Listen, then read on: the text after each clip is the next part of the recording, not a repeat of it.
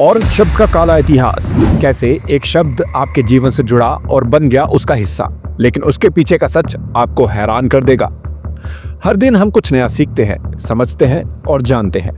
जो बातें हमें रास आए उसे हम अपने जीवन का हिस्सा बना लेते हैं, लेकिन कई दफा कुछ चीजें इतनी प्रचलित हो जाती हैं कि हमारे जीवन में जुड़ने के बाद भी हमें उसका ओरिजिन नहीं पता होता।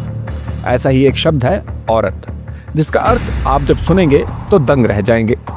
आमतौर पर औरत शब्द का अर्थ महिला, नारी, स्त्री या कुछ जगहों पर पत्नी भी माना जाता है और रोजाना की बोलचाल की भाषा में यह होना स्वाभाविक भी है।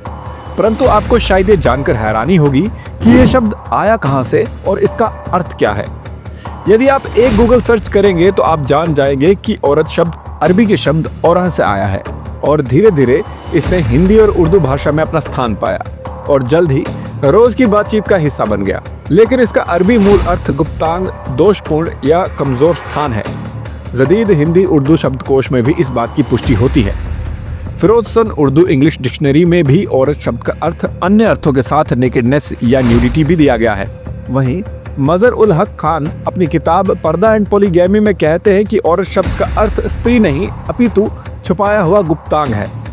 हालांकि एक लंबे कालखंड से महिलाओं के लिए औरत शब्द का उपयोग होता आया है और इसके सही अर्थ को लेकर इतना विमर्श नहीं हुआ। ऐसा ही कुछ अंग्रेजी के शब्द मैडम के साथ भी देखा जाता है, जहां इसका एक अर्थ महिलाओं को संबोधित करने के लिए इस्तेमाल किया जाता है, वहीं दूसरा अर्थ वेश्यावृत्ति का स्थान चलाने वाली महिला के लिए भी इस्तेमाल किया जाता है। ये दोनों शब्द आज समाज के हर तबके में रम गए हैं।